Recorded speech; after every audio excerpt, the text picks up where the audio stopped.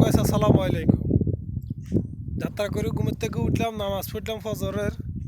উঠে এখন এই উঠগুলো যেমন মাঠে ছড়াই বেললাই, তো সেখান থেকে আসি। এবার এগুলোর খানা টানা দেবো, পানি টানি দেবো, এগুলো একটু লাইট ফাইন করুম। এরও 10টা সাড়ে 10টা বাজে রুমে যাবো। প্রচুর গরম পড়তেছে এখন, তো এখানে সকাল ফার্স্ট টিভি কাজগুলো ধরা লাগে, কারণ সকাল 10টা সাড়ে 10টা বাজে অনেক দুর্বল হয়ে যায়, অনেক গরম পড়ে, তো শরীর বিকে ঘামাই যায়। এই যে প্রবাসী ডিউটি শুরু হইলে আর অনেকজনের কাজকে অবহেলা করে।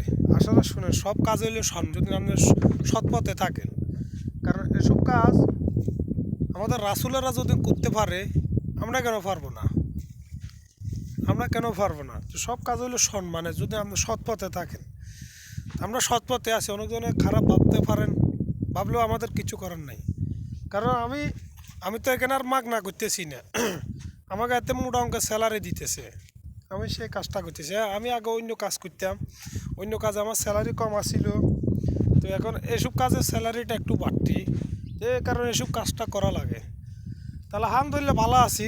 অবহেলা করে আমার অনেক বন্ধু বান্ধব আছে, আমার বলে তোর কি খাই দেওয়ার কোনো কাজ নাই, তুই কর্মস্থান নিয়ে ভিডিও করস কেন?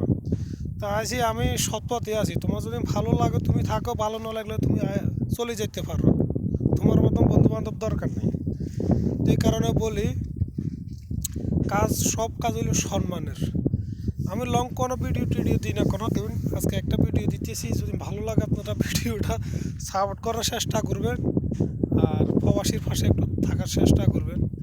আসলে একটু ভিডিও দিয়ে আপনারা কিছু মেসেজ টেসেজ করেন, ভালো লাগে, এগুলো দেখি একটু সময়টা কাটে। একা একা কাজ করি, তো একা কাজ করার মজাটাই আলাদা। কিন্তু একা কাজ করলেও বিপদ আপদ অসুখ বিসুখ হইলে